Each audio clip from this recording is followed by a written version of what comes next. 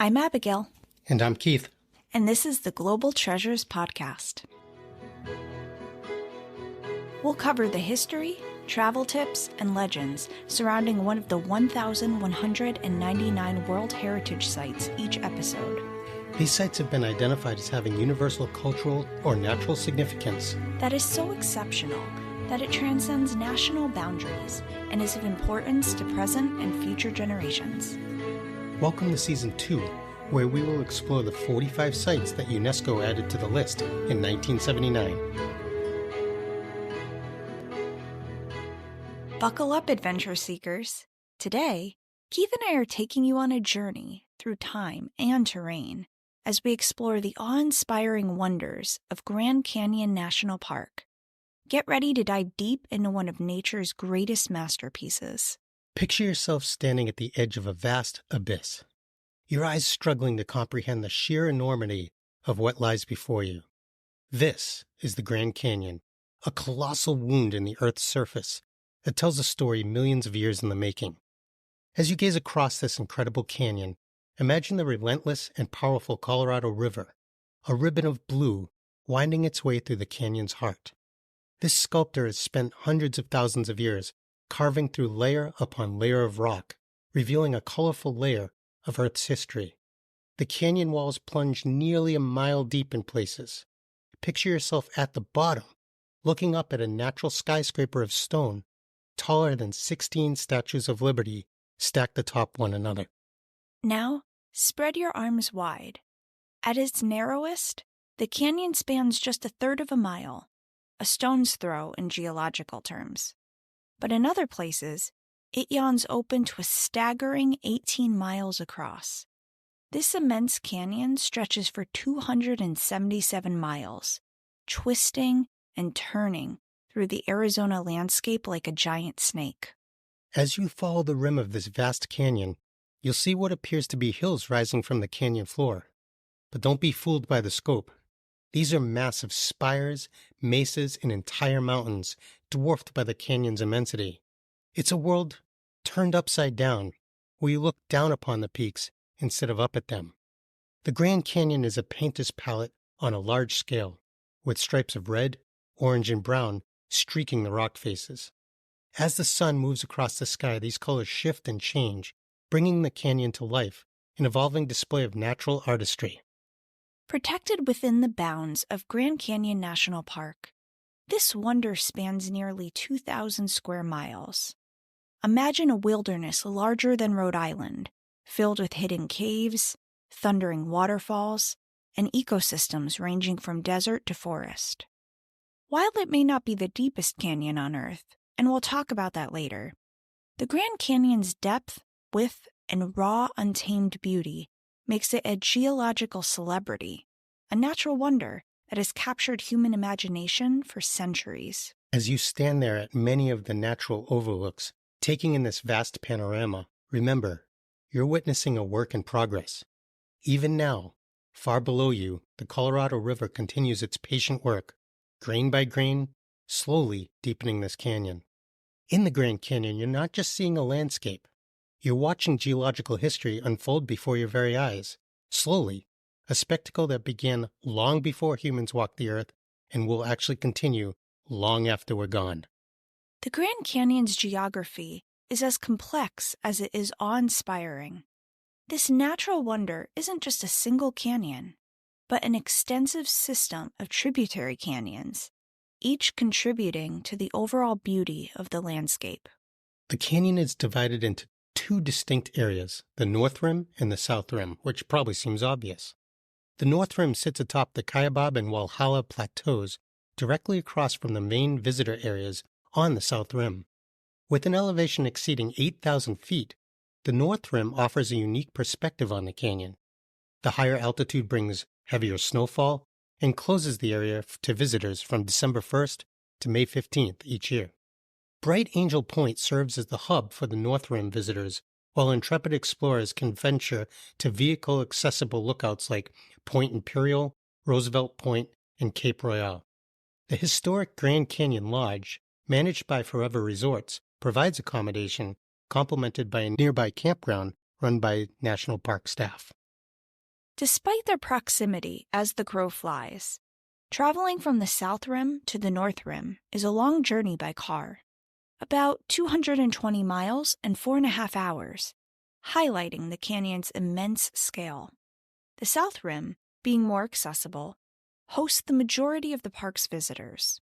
A 35-mile driving tour along this rim offers comprehensive views of the canyon. It's divided into two segments, the western drive to Hermit's Rest and the eastern route to Desert View. The western portion, an 8-mile stretch to Hermit's Rest, features several renowned overlooks, including Mojave Point, Hopi Point, and Powell Memorial. To manage traffic and preserve the environment, this section is limited to shuttle services provided by the Park Service from March to December.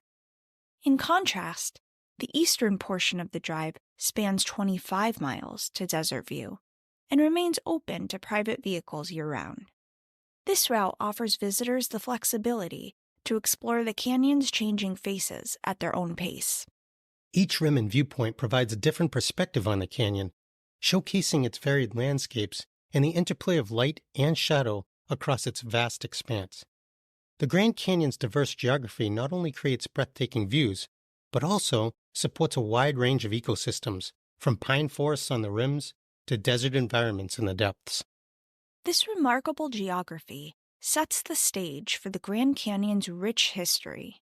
The unique landscape has shaped human interaction with the area for thousands of years, from ancient indigenous peoples to modern-day visitors. As we delve into the canyon's past, we'll see how its distinctive geography has influenced human activity and exploration throughout the ages. I know Keith loves this stuff, so I'm going to let him start us out. Yeah, I do. So the Grand Canyon's history is as layered as its iconic rock formations, spanning thousands of years of human interaction with this awe-inspiring landscape. Long before European explorers set eyes on the canyon, indigenous peoples called this area home. Archaeological evidence suggests human presence in the Grand Canyon region, dating back nearly 12,000 years. The ancestral Puebloans, also known as the Anasazi, built settlements within the canyon and along its rims from about 500 to 1200 AD. Their descendants, including the Kohonina, Paiute, Kerbat, Navajo, and Hopi tribes, have maintained deep spiritual and cultural connections to the canyon for centuries. The first known European sighting of the Grand Canyon came in 1540, when members of Francisco Vázquez de Coronado's expedition stood at the south rim. However, it wasn't until much later in 1869 that the first thorough exploration of the canyon was undertaken by John Wesley Powell, a one-armed Civil War veteran who led a daring expedition down the Colorado River. This expedition was incredibly difficult and riddled with setbacks, and even saw the murder of 3 of the 9 men that undertook this journey. The late 19th and early 20th centuries saw the Grand Canyon transition from a remote wilderness to a popular tourist destination. The arrival of the railroad in 1901 brought an influx of visitors, and hotels began to spring up along the southern rim. In 1908, President Theodore Roosevelt declared the area a national monument, using the Antiquities Act to protect it from commercial exploitation. The Grand Canyon achieved national park status on February 26, 1919, signed into law by President Woodrow Wilson. This designation marked a turning point in the canyon's history, ensuring its preservation for future generations, while also making it more accessible to the public. Throughout the 20th century, the Grand Canyon has continued to captivate visitors from around the world. It has been the site of innumerable scientific studies, artistic endeavors, and conservation efforts. The construction of Glen Canyon Dam in the 1960s significantly altered the flow of the Colorado River through the canyon, sparking ongoing debates about water management and environmental impact that last to this day and beyond. Very true. So today, the Grand Canyon faces new challenges, including climate change, which threatens to alter its delicate ecosystems in the flow of the Colorado River. We'll spend a little time talking about this later as well. However, it remains a testament to the power of nature and the importance of preserving our natural wonders. As we consider the Grand Canyon's rich history, we're naturally drawn to wonder about its formation. The story of how this immense chasm came to be is written in its very walls. Let's now turn our attention to the fascinating geology of the Grand Canyon, where each layer of rock tells a chapter in North America's long and dynamic geological history. Keith's the scientist here, so back over to you. Yeah, so the Grand Canyon's not just a spectacular vista. It's a geological time machine offering us a glimpse into nearly 2 billion years of Earth's history. The canyon's exposed rock layers, or strata, tell a story that spans 4 major geological eras, reaching back to the Precambrian times. So at the bottom of the inner gorge lies the Vishnu schist, a dark metamorphic rock dating back to an astounding 2 billion years. In stark contrast, the top layer of the canyon rim is composed of Kaibab limestone, a relative youngster at 270 million years old. Between these two extremes lies a complex tale of geological processes and environmental changes. One of the most interesting aspects of the Grand Canyon's geology is what's actually missing. There's a significant gap in the rock record spanning about 1 billion years between 1.75 and 1.25 billion years ago. Geologists generally call this an unconformity, resulting in a long period when no new rock layers were deposited or where existing layers were eroded away in some way. This leaves a huge gap in our understanding of North America's geology during this time. So as we move up the canyon walls, we see evidence of ancient seascapes. Between 1.25 billion and 730 million years ago, sediments began to accumulate in warm, shallow seas.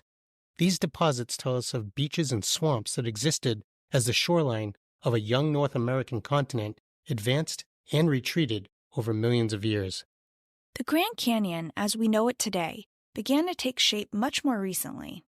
About 70 million years ago, the area that would become the canyon was actually below sea level. Then, a massive uplift began, eventually erasing the Colorado Plateau 5,000 to 10,000 feet. This dramatic change steepened the gradient of the Colorado River and its tributaries, transforming them into powerful tools for erosion. So the exact age of the Grand Canyon is actually a subject of ongoing scientific debate. While some estimates and measures suggest the Colorado River basin has been forming for over 70 million years, others propose a much younger age of 5 to 6 million years. Recent studies using various dating techniques have led to what's considered an emerging consensus. The Grand Canyon is likely composed of multiple segments that formed at different times. These segments, including the Hurricane, Eastern Grand Canyon, and Marble Canyon, eventually ended up connecting to create the continuous waterway we see today. But the canyon's story doesn't end there. Between about 100,000 and 3 million years ago, volcanic activity in the area deposited ash and lava, sometimes even temporarily damming the Colorado River entirely. These volcanic rocks represent the youngest geological features in the canyon. Its uneven uplift has resulted in a higher north rim, directing most of the runoff toward the canyon and creating deeper, longer tributary canyons on the north side. Meanwhile, much of the south rim's runoff flows away from the canyon. As we marvel at the Grand Canyon's geological history, we're reminded that it's not just rocks and the river that make this place special. The diverse landscapes created by these geological processes have given rise to a variety of unique ecosystems. From the rim to the river, the Grand Canyon supports an incredible array of plant and animal life, each adapted to its particular niche in this vertical wilderness. Let's now turn our attention to the rich ecology and biology that thrives in this remarkable geological setting. The Grand Canyon isn't just a testament to geological forces. It's a vibrant tapestry of life, hosting an impressive array of flora and fauna. This natural wonder is home to 1,737 known species of vascular plants, 167 species of fungi, 64 species of moss, and 195 species of lichen. Among these are a dozen plants found nowhere else on Earth, true Grand Canyon endemics. The canyon's dramatic elevation changes create a remarkable variety of ecosystems. Traveling from the Colorado River to the rim is like journeying from Mexico to Canada in terms of climate and vegetation. This vertical diversity supports 5 distinct life zones, each with its own unique community of plants and animals. Starting at the river, in the lower Sonoran Zone, we find a riparian ecosystem teeming with life. Here, endangered species like the humpback chub and razorback sucker navigate Colorado's waters. The riverbanks and nearby cliffs host hanging gardens and springs, often home to rare plant species. This zone is also habitat for a diverse array of mammals, from river otters and beavers to mountain lions and bighorn sheep. So as we ascend to the upper Sonoran and transition zones, between 3,500 and 7,000 feet, the landscape shifts a bit to blackbrush, sagebrush, and pinyon juniper woodlands. This area is a haven for birds, with 30 species making their home here. The critically endangered California condor has found refuge in the eastern part of the canyon, a testament to ongoing conservation efforts. Higher still, in the Canadian and Hudsonian zones above 8,200 feet, we encounter spruce fir forests. This cooler, moister environment supports species like mountain lions, kaibab squirrels, and American goshawks. In total, the Grand Canyon is home to over 90 mammal species, including 22 species of bats and 18 rodent species. The park also boasts 41 reptile species, each adapted to its specific niche within this vertical wilderness. It's worth noting that this complex ecosystem faces challenges. Some species, like the canyon tree frog and river otter, have declined significantly or disappeared from the park in recent years. These changes underscore the delicate balance of life in the Grand Canyon and the importance of conservation efforts to protect this unique biodiversity. As we marvel at the rich tapestry of life in the Grand Canyon, it's clear that there's always more to learn about this natural wonder. Speaking of which, let's dive into some of the fascinating facts that will make you smarter than your average tourist. These tidbits of information will give you a deeper appreciation of the Grand Canyon's uniqueness and might just surprise you with what you didn't know about this iconic landmark. One of the most intriguing aspects of the canyon is its ability to create its own weather patterns. This massive gorge influences local climate in surprising ways, leading to stark contrasts within relatively short distances. For instance, you can experience some of the coldest and wettest conditions at the Bright Angel Ranger Station on the North Rim, while just a short distance away at Phantom Ranch, less than 8 miles, you'll find yourself in one of the hottest and driest spots in the entire canyon. While the Grand Canyon is undoubtedly impressive, it might surprise you to learn that it's actually not the world's deepest canyon. That title belongs to the Yarlung Sangpo Grand Canyon in Tibet, which plunges 3 times deeper into the Earth's crusts. The canyon's rocks tell a fascinating story, but not the one you might expect. You actually won't find any dinosaur bones here. The canyon's rock layers are far too old for that. However, the area is a treasure trove of other fossils, offering glimpses into life forms that existed long before and then long after the age of dinosaurs. The Colorado River, which carved this massive gorge, presents a unique challenge for aquatic life. Fish are relatively uncommon here, with only a handful of native species adapted to its demanding conditions. Most of these fish are actually found nowhere else on Earth, making them true Grand Canyon specialists. Hidden within the vastness of the canyon lies a remarkable human settlement. Supai Village, tucked away in a side canyon, holds the distinction of being the most remote community in the lower 48 states. It's a place where modern life meets tradition, as evidenced by its unique postal service, the only place in the United States where mail is still delivered by pack mule. With all of these facts, histories, and beauty, combined with the relative ease of visiting, it's no wonder the canyon gets so many visitors annually. Each visitor that is lucky enough to see this place comes away changed in profound ways. So, let's talk about how to get there and some of the logistics. As usual, Abigail has done the yeoman's research on this section, so let's dive in. First off, if you're coming from another state or country, you'll probably want to fly into Phoenix Sky Airport closest to the South Rim. It is over a 3-hour drive to the park, so plan accordingly. You'll probably want to rent a car. You could also fly into Las Vegas McCarran, and you can bundle a trip to Phoenix or Las Vegas from there as well. Technically, Flagstaff Pulliam Airport is closest, but no major airlines appear to fly there. It's quite small. In terms of tickets, you can enter via 3 different entrances to the park. There are free entry days, though I'd guess that the crowds are pretty intense. You cannot buy a pass ahead online either. You have to do it in person at the entrance, or buy it in advance from an approved third-party seller, and all of those are listed on the National Park Service's website. Also, I want to note, if you're a senior or a member of the military, check the website as you might be eligible for a discount or free entrance. Grand Canyon National Park gets 5 to 6 million visitors annually, so make sure to plan ahead in terms of booking accommodations in the area. If you want to camp at one of the campsites, you'll definitely want to get a reservation in advance. No matter which entrance you're going to use, you'll find plenty of bed and breakfasts, lodges, chain hotels, and homestay options. They're also sort of famous for off-grid type cabins that you can rent as well, if that's your thing. There's even a hotel that does domed tents that you can stargaze in. And I'm getting to the food early here, Keith. The Skyrim restaurant is very well known. Not so much for the food, as it doesn't appear the menu is anything fancy, but the floor-to-ceiling windows allow for some epic views and insane photos. This is probably worth a visit if you're in the area and aren't afraid of heights.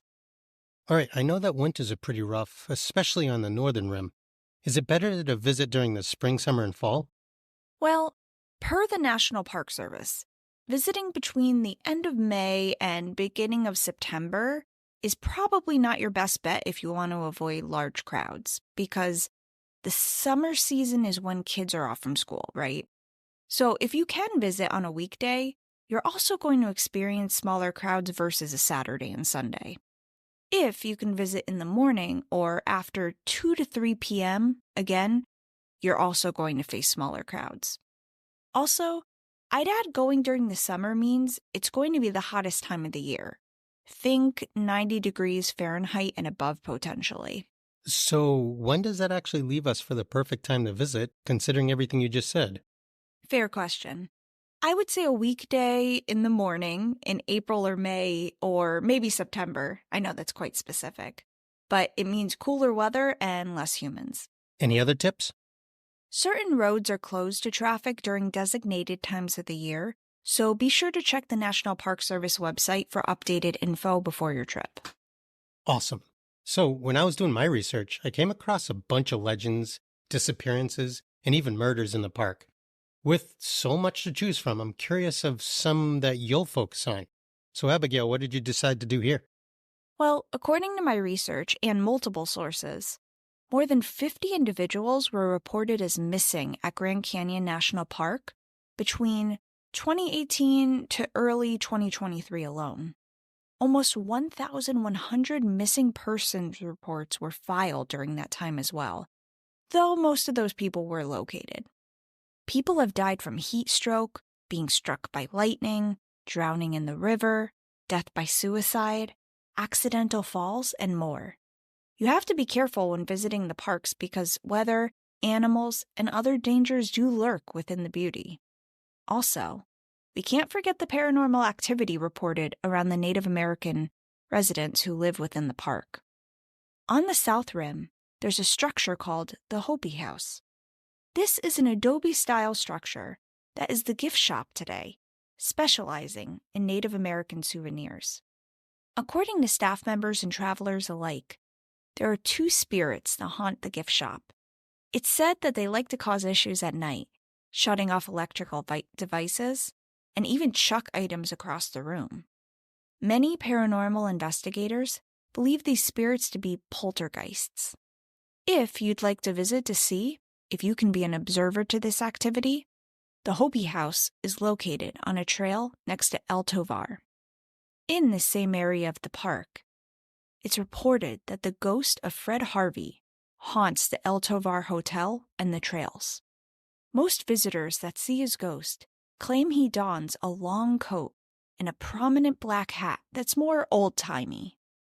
Guests of the hotel have reportedly left early due to being frightened by this spirit, wandering through the room and appearing to them in the mirror. Also near the El Tovar Hotel, the spirit of a female that appears to be wearing the same 1930s-style clothing has been seen on numerous occasions. One night, there was a guard who bolted from the hotel and never returned to his job after claiming he saw this ghost. Wow, that's intense. And I know you could have probably shared many more stories of lore, but we don't want this episode to run 3 hours. No kidding. You know I want to stay there. So finally, according to paranormal researchers, there's a place called Crash Canyon that has several different ghosts. In 1956, 2 jets crashed over this region of the Grand Canyon. Mountain guides were hired to recover the remains of the 58 passengers that died at the crash. A mass grave is located on the south rim, just west of the Yavapai Overlook for those that passed away. Today, rangers and guests claim to have seen ghosts and eerie lights in the area. This area is apparently difficult to get to via hiking, so if your curiosity is getting the best of you, you likely will be able to see it if you take a Grand Canyon helicopter tour. All right, so transitioning here. I know the United States is generally amazing at preserving these sites, but no site, no matter how carefully protected, is perfect in this arena. So, Abigail, what issues are facing the site for the present and looking into the future? So, this site does have a few challenges in terms of preservation, you're right. Though most of them seem to be small-scale issues, and there is a solid plan and budget in place since this is such a large tourist destination for the United States. Usually, lots of tourist dollars bodes well for these places actually getting the attention that they deserve. The National Park Service has established management policies which provide broader direction for all National Park Service units, including the Grand Canyon. First of all, as we've driven home throughout this episode, this is a massive area to try to keep clean, and people do live in and in the surrounding areas. Air and noise pollution are going to originate from inside and outside park limits. Noise pollution may seem like a strange thing to call out, but people come to the national parks often to enjoy the peace within nature. Flights overhead and other sounds can negatively impact the experience. Also, there's climate change, which plays into said air pollution. Based on models, the Grand Canyon will be warmer and drier in the upcoming years with less rain. This means a longer dry season and less snow, which means more chances for wildfires. Kind of a domino effect. Wildfires aren't just dangerous for humans and animals, but they also release greenhouse gases that increase carbon dioxide production into the atmosphere, aka air pollution can also result from increasing temperatures. Ultimately, while this area still has very clean air, ongoing monitoring is needed. Then, uranium mining is another issue that has popped up. While it's occurred outside of the park boundaries, it wasn't until a 2011 decision that started limiting this to companies with existing rights and a moratorium placed on new mining activity, which is an excellent start. And then non-native species, from fish to large mammals such as bison, also pose a challenge. An increasing bison population, in particular, is emerging as a potentially important threat to the property. I know we all like to take pictures of them because they're really magnificent creatures, but they're grazers.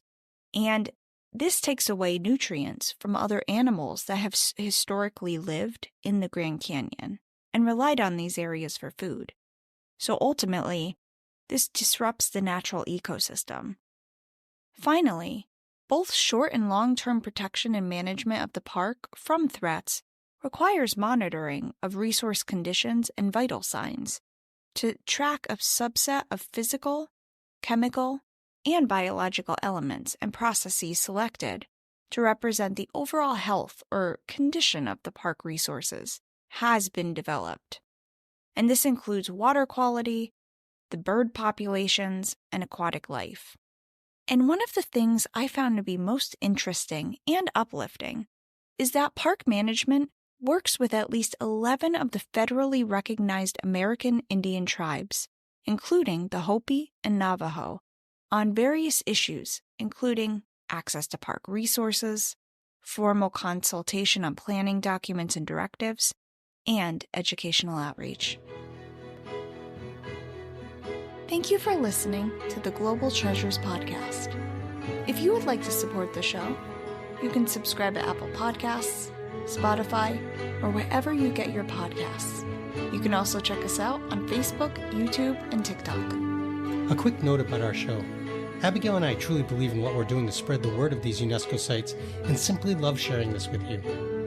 If you also think this is important, consider leaving us a 5-star written review with a message saying why. This helps others who may not even know about this program of World Heritage Sites find this podcast and learn about these treasures. It also lets the providers know that people find value in what we're doing here. So, thank you. We know it takes time to write these, and we value each and every one. We are so grateful to every one of our listeners who spread the word about these sites. We can't wait to see you next time when we take you back to Egypt to explore historic Cairo.